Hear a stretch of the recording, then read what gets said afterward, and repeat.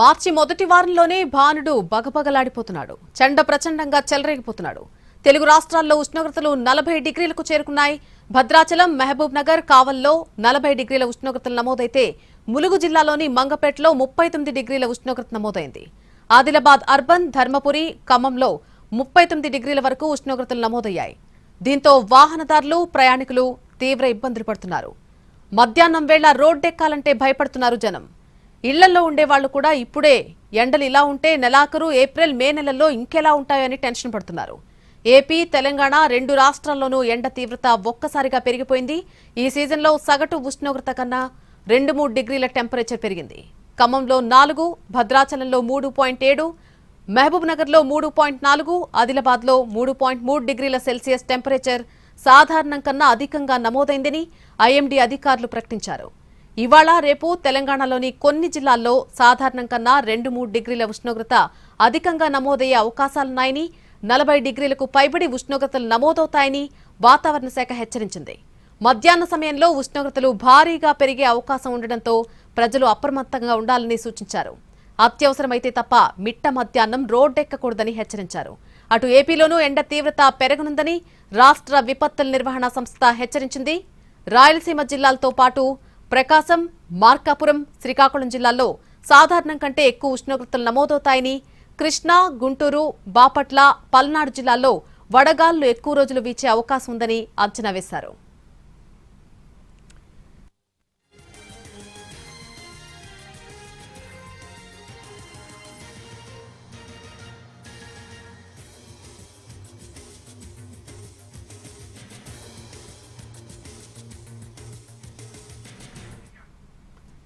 ఎండలు బాగా పెరిగిపోవడంతో వృద్ధులు, చిన్నారులు, రోగులు డీహైడ్రేషన్ బారిన పడే ప్రమాదం ఉంది. దీంతో ఎక్కువగా మంచినీళ్లు తాగాలని, చలువ పదార్థాలు తీసుకోవాలని సూచిస్తున్నారు వైద్యులు. శరీరంలో నీటి శాతం తగ్గకుండా జాగ్రత్తలు తీసుకోవాలని అన్నారు.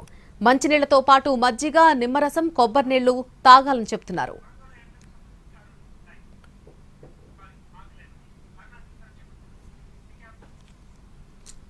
ఇక వరంగల్లో ఎండల తీవ్రతకు సంబంధించి పూర్తి అప్డేట్ మా ప్రతినిధి అరుణ్ అందిస్తారు.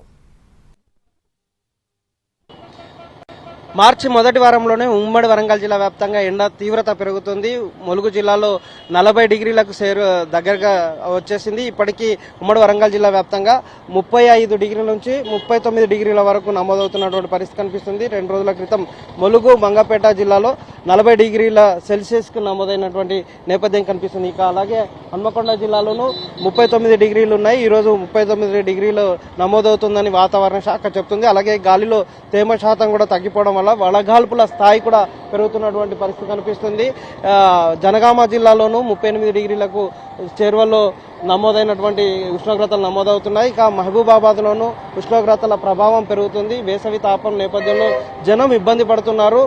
మార్చి మొదటి వారంలోనే 39-40 డిగ్రీలకు చేరుకున్న నేపథ్యంలో సామాన్యులు బయటికి రావాలంటే ఇబ్బంది పడుతున్నటువంటి పరిస్థితి కనిపిస్తుంది. బయటకు వచ్చే వాళ్ళందరూ కూడా క్యాపులు పెట్టుకొని, లేకపోతే మహిళలు అయితే కంప్లీట్ గా చున్నీలు కట్టుకొని బయటకు వస్తున్నటువంటి నేపథ్యం కనిపిస్తుంది. మహిళలు బయటకు వచ్చేటప్పుడు కొంత జాగ్రత్తలు తీసుకొని బయటకు వెళ్తున్నారు. ఇక వృద్ధులు, ముసలి వాళ్ళు బయటకు వచ్చేటప్పుడు మాత్రం తలలకి టవల్స్ కట్టుకొని కానీ ఇతరత్ర జాగ్రత్తలు తీసుకొని బయటికి వస్తున్నటువంటి పరిస్థితి కనిపిస్తుంది. వేసవి టైంలో బయటికి రాకుండా ఉండడం కోసం జాగ్రత్తలు అయితే తీసుకున్నటువంటి నేపథ్యమే కనిపిస్తుంది. అత్యవసర పరిస్థితుల నేపథ్యంలోనే చాలా మంది బయటకు వస్తున్నారు. మధ్యాహ్నం అవాయిడ్ చేసే ప్రయత్నం చేస్తున్నారు. వడగాల్పుల తీవ్రత కూడా ఉమ్మడి వరంగల్ జిల్లాలో పెరుగుతున్నటువంటి పరిస్థితి కనిపిస్తుంది.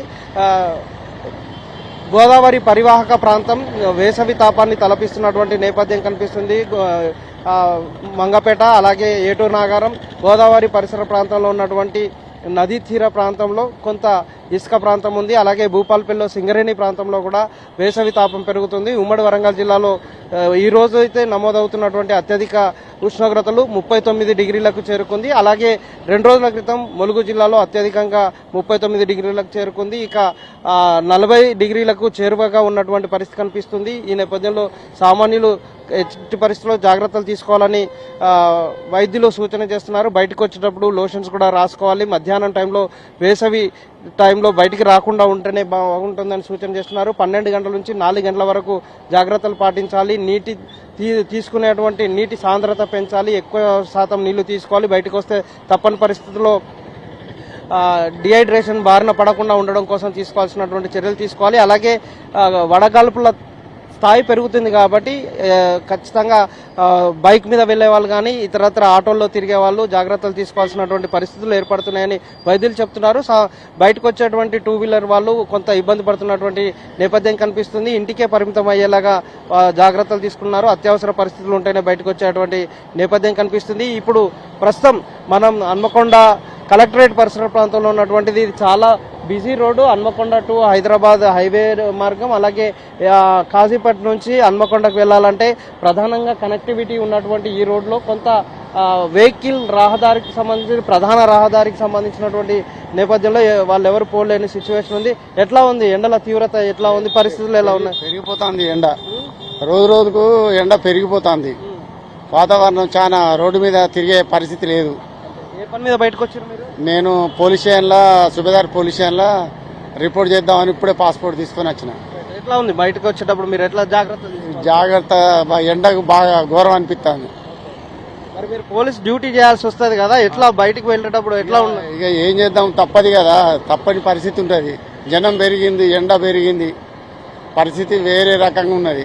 వడగాల్పులు వస్తాయి, వడగాల్పులు బాగానే వస్తున్నాయి. మనం చూడొచ్చు, డ్యూటీకి వెళ్ళడం కోసం రిపోర్ట్ చేసే క్రమంలో వెళ్తున్న క్రమంలో పరిస్థితులు తీవ్రంగా ఉన్నాయి. మరొక వైపు ఆటో నిర్వాహకులతో కూడా మాట్లాడే ప్రయత్నం చేద్దాం. ఎండలు ఎట్టున్నాయి మిత్రులు? ఎండలు బాగా విపరీతంగా పెరిగిపోయినాయి కదా ఎండలు, తొందరగా బాగానే ఉన్నాయి ఎండలు బాగా.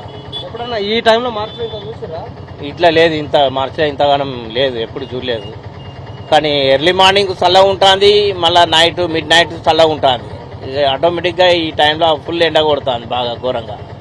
అది మార్చి మొదటి వారంలోనే ఇంత తీవ్రమైన ఎండలు చూడలేదు అని చెప్తున్నటువంటి వాళ్ళు చెప్తున్నారు. చలికాలం నైట్ అయితే తీవ్రంగా చలి అలాగే ఉంటుంది, అలాగే కొంత మధ్యాహ్నం తర్వాత వేసవి తాపం తీవ్రంగా ఉంటుందని చెప్పేసి ఇక్కడ రెగ్యులర్గా రోడ్ల మీద తిరిగేటువంటి ఆటో వాళ్ళు కానీ లేకపోతే బైక్ల మీద పనుల నిమిత్తం తిరిగే వాళ్ళు చెప్తున్నారు. ఒక్కసారిగా పెరిగినటువంటి వేసవి తాపంతో సామాన్యులు ఉక్కిరిబిక్కిరి అవుతున్నారు. సడన్గా వాతావరణం విచిత్రమైన వాతావరణం, సాయంత్రం చలి తీవ్రత ఎక్కువ ఉండడం, అలాగే మధ్యాహ్నం వచ్చేటప్పటికి వేసవి తాపం ఎక్కువ ఉన్న